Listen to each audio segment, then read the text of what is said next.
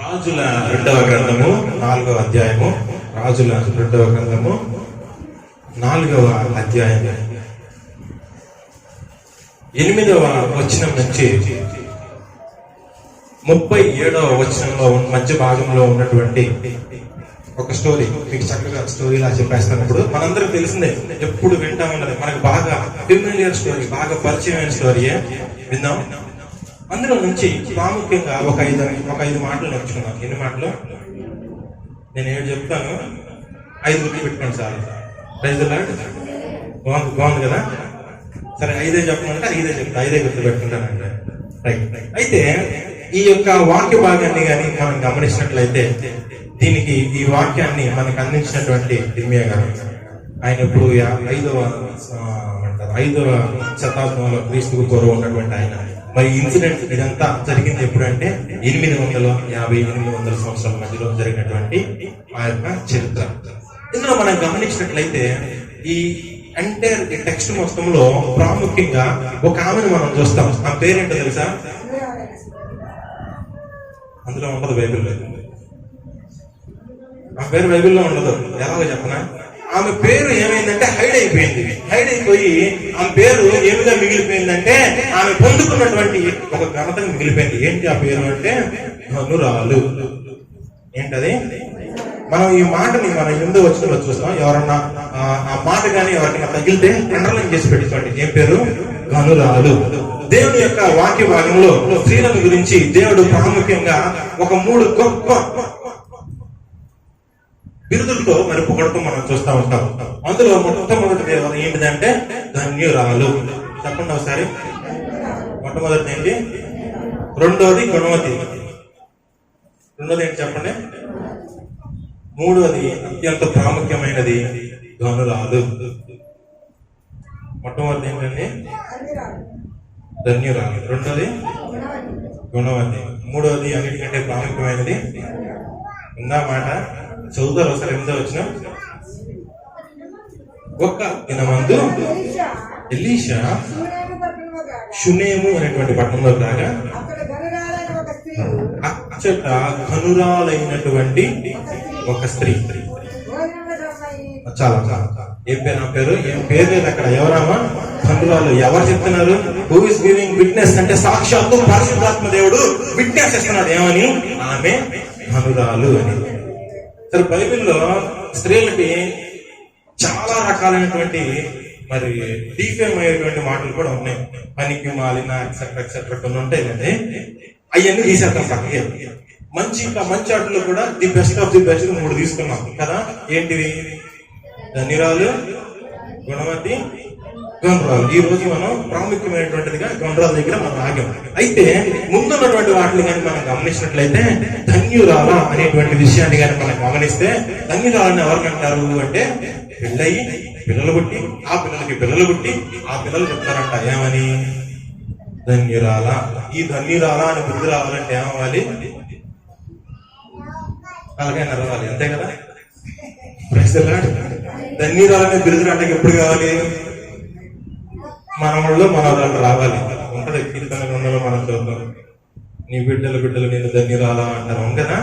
తర్వాత గుణవతి. ఈ గుణవతి ఎప్పుడు అంటారు తెలుసా? గుణవతి ఎప్పుడు అంటారు తెలుసా? పెళ్లిగణాలు అంటున్నారు. పెళ్లిగణాలు పర్లేదు, లేకుండా చేతులు లేకుండా అందరికీ పెళ్లి అయిపోతాయి. కొందరికి రైతుల్లో పెళ్లి కాకముందు స్త్రీని ఏమంటారంటే గుణవంతురాలా లేదా అని అడుగుతారు. సో ధన్యురాలు ఎక్కడికి వెళ్ళాలి? మనవాళ్ళు పుట్టాలి, మనవాళ్ళు పెద్దోళ్ళ వెళ్ళాలి. గుణవతి ఎక్కడి నుంచి వస్తుంది? వివాహానికి ముందు వచ్చేటువంటి పిల్లలు. అయితే ఈ గండ్రాలు అనేది ఎప్పుడైనా రావచ్చు. రైతుల్లో వాక్యం అర్థం అవుతుందా? గండ్రాలు ఎప్పుడు రావచ్చు? ఎప్పుడైనా రావచ్చు. అయితే ఈ ఘనత అనేది ఎక్కడి నుంచి వస్తుందంటే అక్కడ మనం గండ్రాలని ఎందుకు ఇచ్చారు అనేటువంటిది ఒక 5 మాటలు మనం చూస్తాం. అయితే ఈ గండ్రాలని వాళ్ళు ఎందుకన్నారు అంటే, అట్టి ఘనత పొందేటువంటి స్థితి మనకు కలగాలి ఏంటి అంటే కొన్ని విషయాలు మన జీవితంలో చేస్తుంటే చాలు, మనకు కూడా ఏమైపోతాం? గండ్రం అయిపోతాం. Praise the lord. ఏమైపోతాం? ఎంతమంది ఇదేమందు ఆసక్తి కలిగి ఉన్నారు?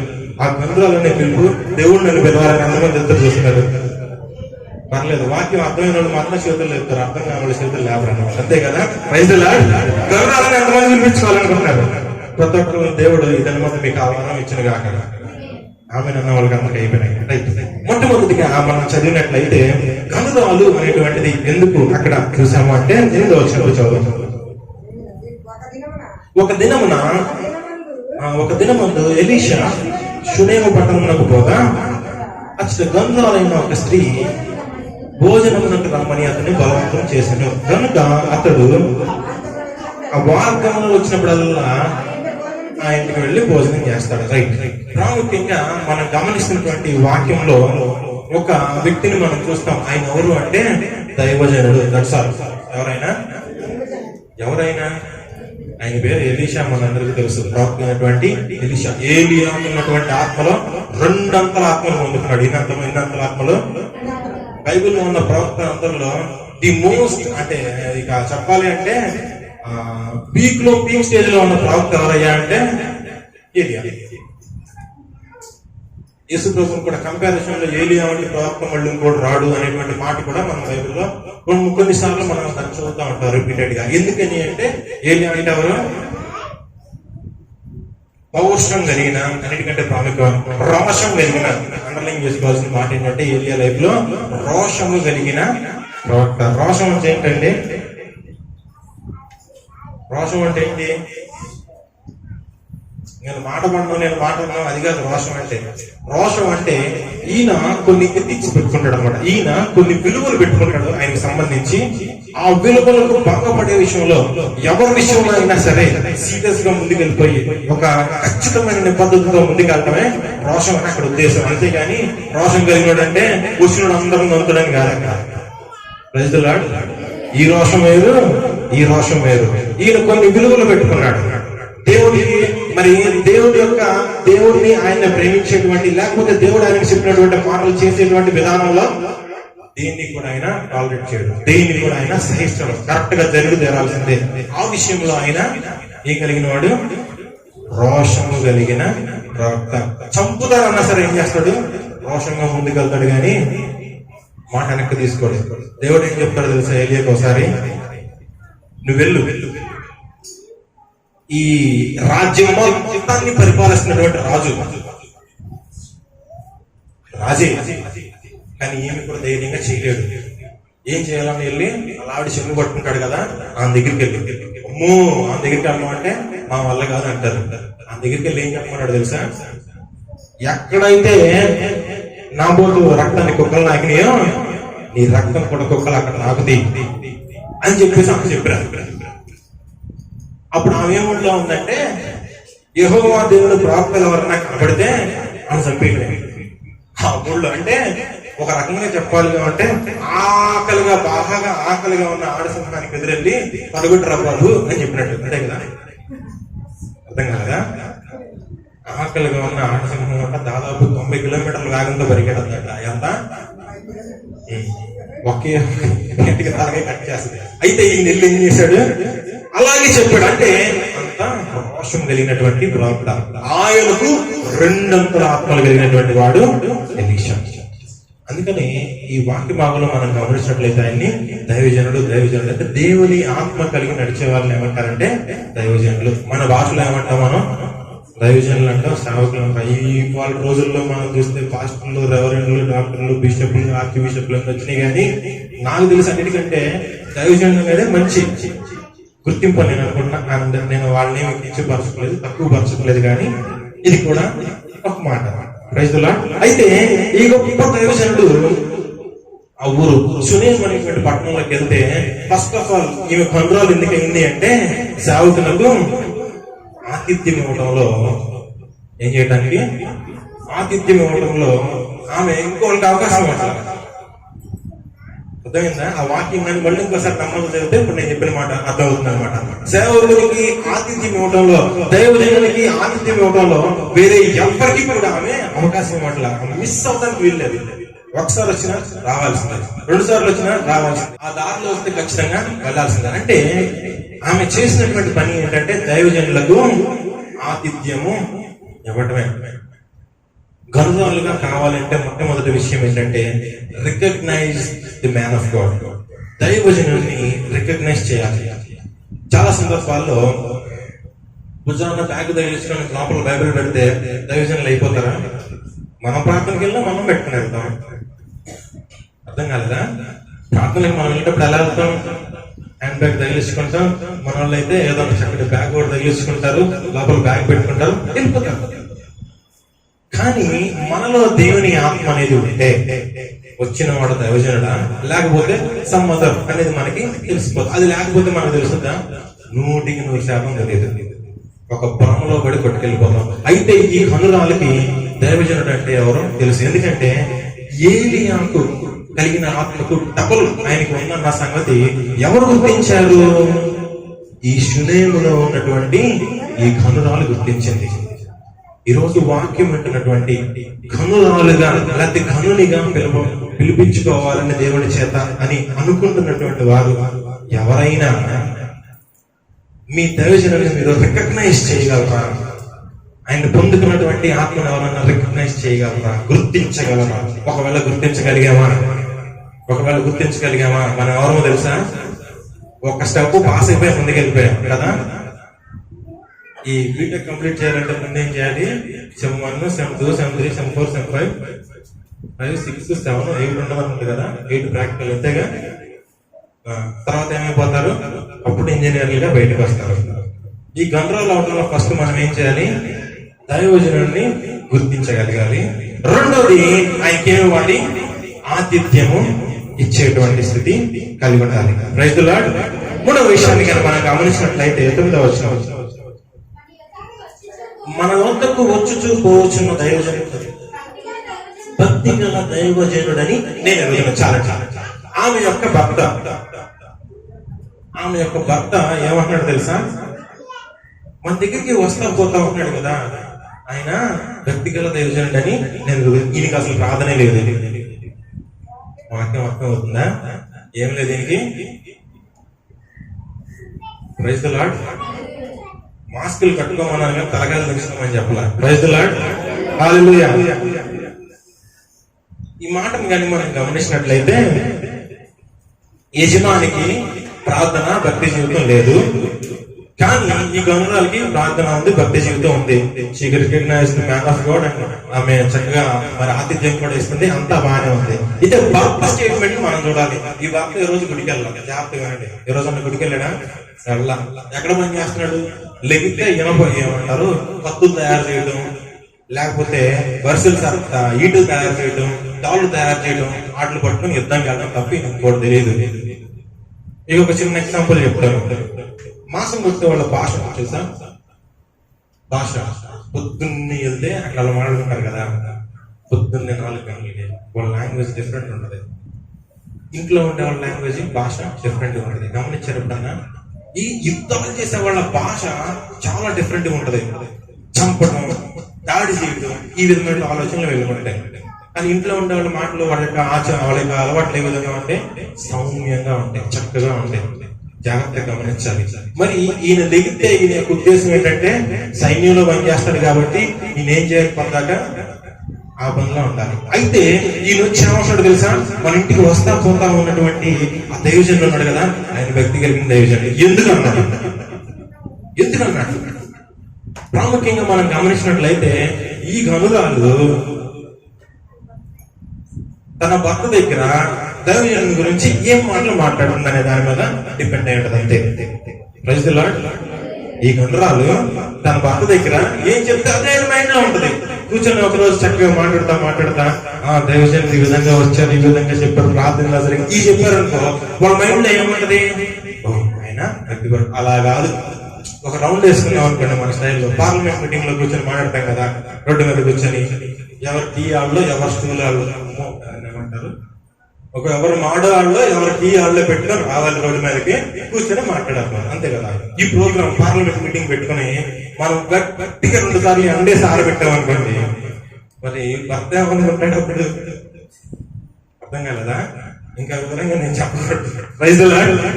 మనము కూర్చొని గృహంలో మాట్లాడేటప్పుడు, లేకపోతే బిడ్డలతో చర్చించేటప్పుడు, లేకపోతే పార్లమెంట్ మీటింగ్ లో దైవజనుడి ప్రస్తావన వస్తే నీ కష్టాలను ఏ విధంగా ఉన్నప్పుడు ఆయన ప్రార్థన చేశాడు, ఏ విధంగా నువ్వు స్వస్థపడ్డావు, నీ బాధలో ఉన్నప్పుడు ఏ విధంగా ప్రార్థన చేస్తే నువ్వు బయటపడ్డావు, నీ అనారోగ్యంలో ఉన్నప్పుడు ఏ విధంగా నీకు స్వస్థత కలిగిందో, ఈ విషయాలను మాట్లాడుకుంటే అక్కడ ఏమవుతుంది, భర్తకి మంచి అభిప్రాయం పడుతుంది.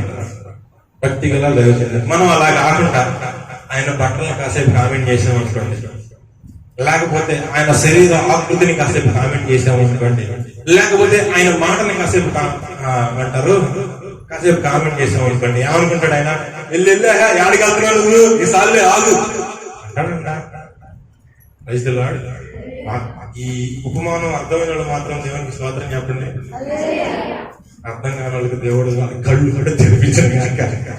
ఆమె ఆ చిన్న పిల్లోడు ఇంటికి వెళ్ళి పొద్దాక చేసే పని ఆయన కామెంట్ ఆయన ఎట్టున్నాడు, ఆయన చివరికి ఏమైందంటే ఆ తండ్రికి విలువపోయింది.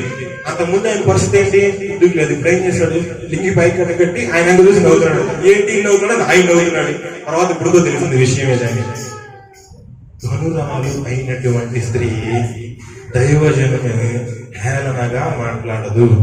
ధనురాలు అయినటువంటి స్త్రీ దైవజనుని చులకనగా మాట్లాడదు. ధనురాలైనటువంటి స్త్రీ దుష్కారంగా కానీ లేకపోతే నిందలేసేటువంటి విధంగా ఉండదు. మొట్టమొదటి ఏం చేస్తున్నామే, ఆయన దేవుని ఆత్మ కలిగిన దైవజనుడిని రికగ్నైజ్ చేసింది. 2 ఆతిథ్యం ఇచ్చింది.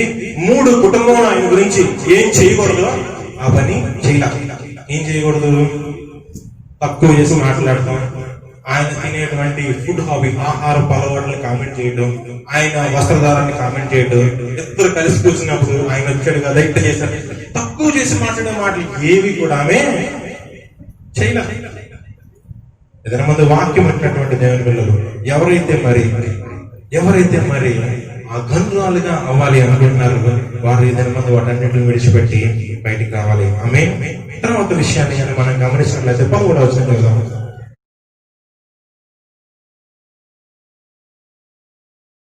ఈ యొక్క మాటని కానీ మనం గమనించినట్లయితే దైవ సేవకుని దగ్గరికి వచ్చేసి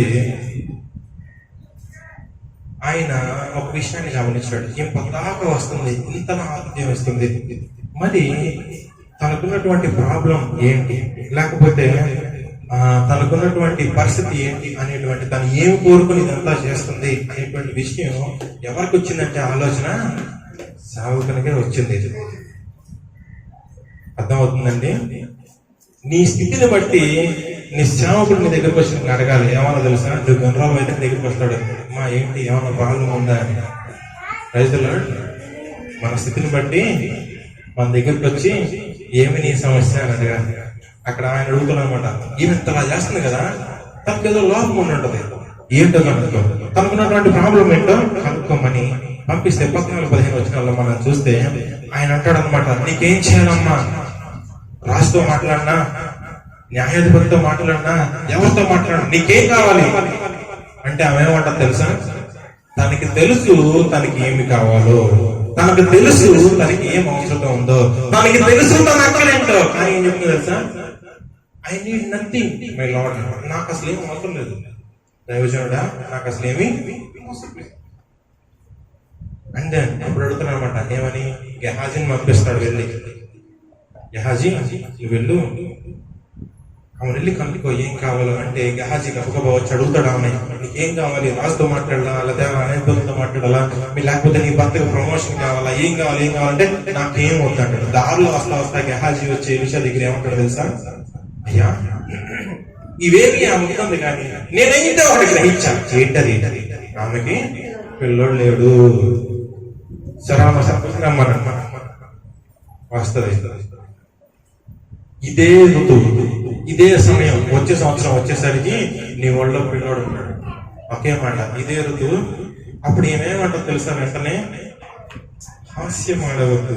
అయితే అంత చక్కగా ఆమె అడిగిన తర్వాత ఆమె ఏమంటుందో తెలుసా, అబద్ధాలు ఆడొద్దాడు. కానీ అంత చక్కగా ఇప్పుడు దాకా మరి ఆమె ఎన్నో మంచి పనులు చేసిందో ఒకే ఒక్కసారి ఏముందో తెలుసా, అయ్యో నువ్వు అబద్ధం ఆడమాకయ్యా అంటే దాని యొక్క ఉద్దేశం ఏంటంటే షీ న్యూ స్టేటస్, తన యొక్క స్థితి ఏంటో తనకి తెలుసు.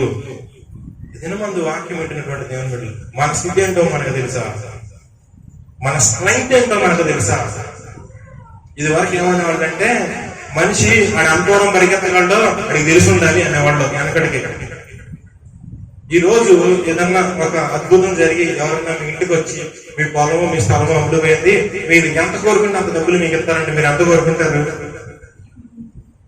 మాట్లాడండి, నాకు సమాధానం కావాలి మీ దగ్గర నుంచి. సమాధానం చెప్తే ముందుకు వెళ్తారు. మీకున్న స్థలము పొలము అమ్ముడుపోయింది, మీ దగ్గరకు వచ్చి కొనుక్కునేమన్నాడు, మీ నోటికి ఎంత వస్తే అంత నెంబర్ చెప్పండి మీకు ఇచ్చేస్తారంటే మీరు ఎంత నెంబర్ చెప్తారు? మాట్లాడండి, ఎంత నెంబర్ చెప్తారా? 10 చేతులు చూపిస్తున్నాడు, ఈ వేళ్ళు లక్షల కోట్లు అర్థం కావట్లా. ఒక మాట చెప్పండి, పర్లేదు అందరి మీద మాట అనుకుని చెప్పండి. మీ స్థలము పొలము అమ్ముడు పోయి కొనుక్కునేవాడు మీ దగ్గరకు వచ్చి మీరు ఎంతైతే అడగండి అంత ఇచ్చి నేను తీసుకెళ్తానంటే మీరు ఏమంటారు? చెప్పండి, ఎవరు మాట్లాడరండి. అర్థం కాకపోతే చెప్పండి.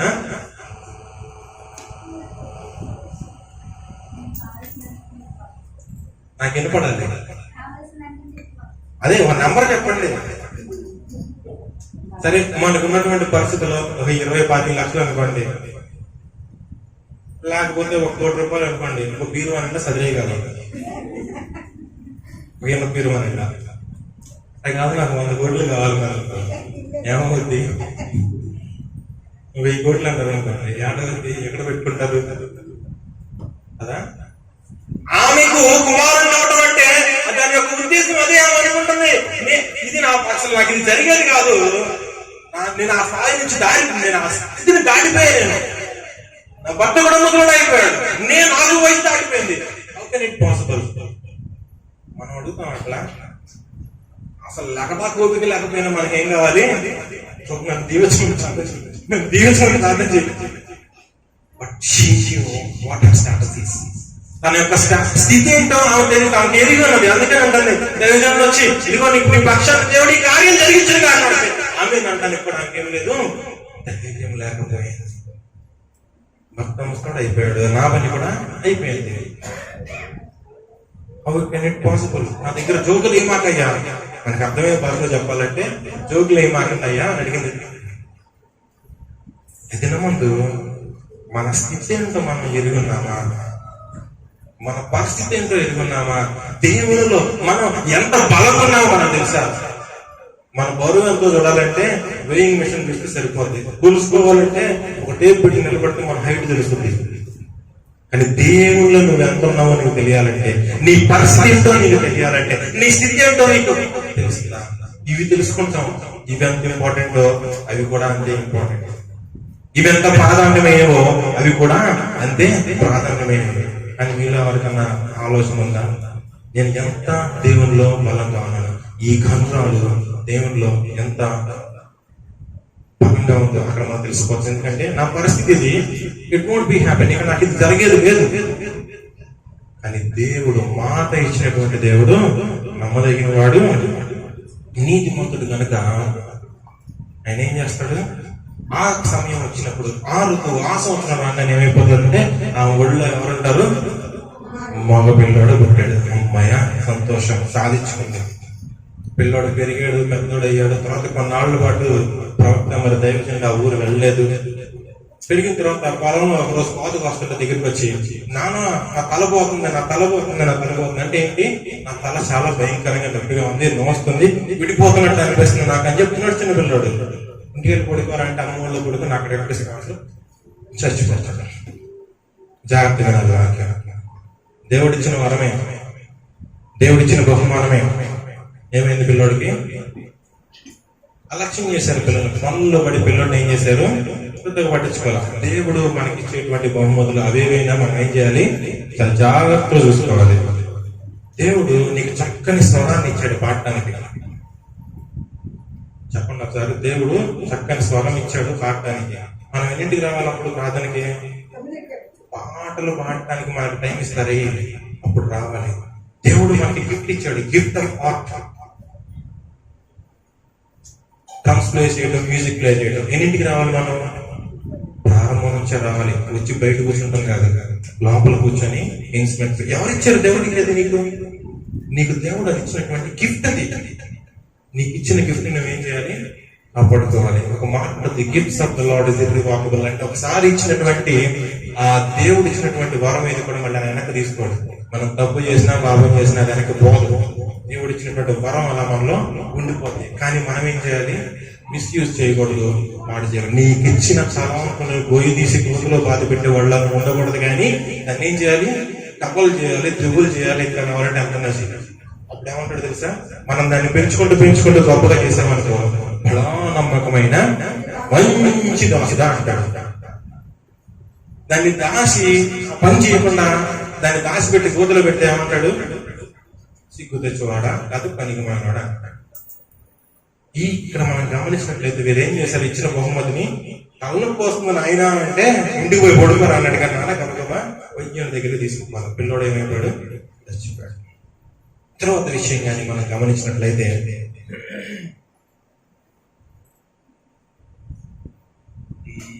24 వచ్చిన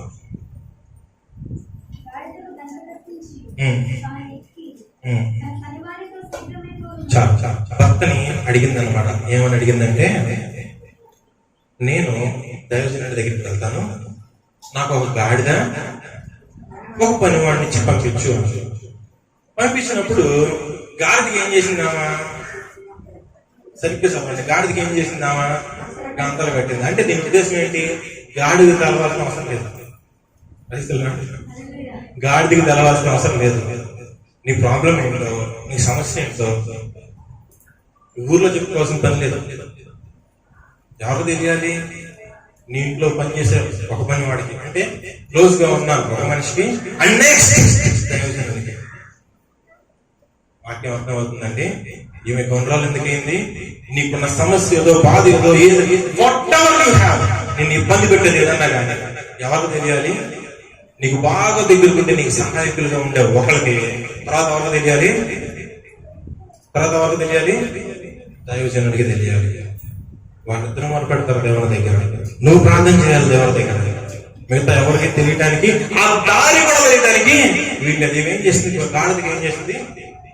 గంతలు కట్టిందనే మాట ఎందుకు అంకులు ఏం చేశారంటే, మనం ఏం చేస్తాం తెలుసా? ఎలా జరిగింది అని దైవజనుడికి తెలియదు. ఏమి జరిగినా ఇంట్లో ఆయన వరకు వెళ్ళదు. ఎక్కడికి వెళ్ళదు తెలుసా? ఉన్మాత్తం స్ప్రెడ్ అయిపోయింది. దీని ఉద్దేశం ఏంటంటే, ఎక్కడ ఏమి చెప్పాలో, ఎక్కడ ఏమి హైట్ చేయాలో ఆమెకి తెలిసింది. కాబట్టి ఆమె ఏమైంది? కనురాలయ్యింది. ఎదురు ముందు వాక్యం వింటున్నటువంటి స్త్రీలు అటువంటి వారు, మీరు కనురాళ్ళు అవ్వాలంటే మీకేం ఏమేమి కలిగి ఉండాలంటే, మీరు ఇక్కడ ప్రాముఖ్యంగా ఏమి చెప్పాలో ఏమి చెప్పకూడదో మీకు తెలిసి ఉండాలి. రెండోది ఆ విధంగా మీరు చేయాలి. ఎవరికి తెలియపరచాలో వారికి తెలియపరచాలి. ఎవరి దగ్గర అవసరం లేదో అక్కడ మనం ఏం చేయాలి? ఒకవేళ ఆమె అందరూ చెప్పుకొని వెళ్ళింది అనుకోండి, అప్పుడు ఏమంటారు? దేవుడిచ్చిన బహుమానమేగా, ఎందుకింత అయింది? ఉడిస్తే పొడుపుడికి ఆ మేనకెళ్ళిపోయి తెలిసే పాటికి గంధరాలు కాస్త ఏమయ్యేది? పనికి మాలిన వాళ్ళు అయిపోయేది. ప్రజలాడు. కాబట్టి ఎక్కడ మాట్లాడాలో, ఎక్కడ మాట్లాడకూడదు, ఎక్కడ ఏమి చెప్పాలో, ఎక్కడ ఏమి చెప్పకూడదు తెలిసి ఉండాలి. ఏమైంది? ఆ సమయోచితమైనటువంటి జ్ఞానం ఏమే కలిగి ఉంది. ఎవరిమే? కనురాలు. అంటే ఏమై ఉండాలంటే సమయోచితమైనటువంటి జ్ఞానం ఆమె కలిగి ఉంది. ఫైనల్ ఆఖరి మాట,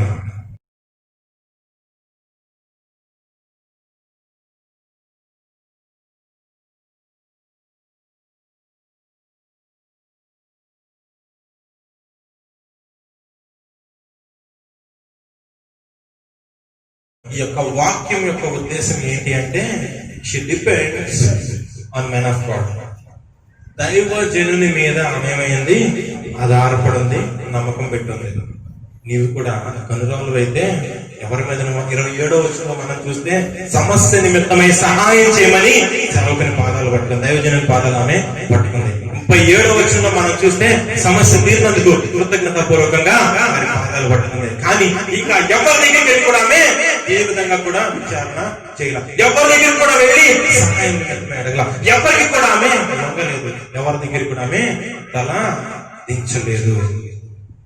నీ సేవకుని దగ్గర నీ శిరస్సు ఒరిగిందంటే లోకం ముందేమో తెలుసా, నీ శిరస్సు లేచి నిలబడుతుంది. దీని ముందు ఆమె కండ్రాలు అయింది. మొట్టమొదటి కండ్రాలకి ఏముందండి? She recognized the man of God. దేవజనుడు ఆయన ఆమె ఏం చేసింది? గుర్తించింది. రెండోది ఆతిథ్యం ఇచ్చింది. మూడోది లోబడి. నాలుగోది విన్న వాక్యం 4 నిమిషాలు చెప్పలేకపోతున్నారా? మొట్టమొదటి ఏంటి? దైవజనుడిని గుర్తించింది. రెండోది ఆతిథ్యం ఇచ్చింది.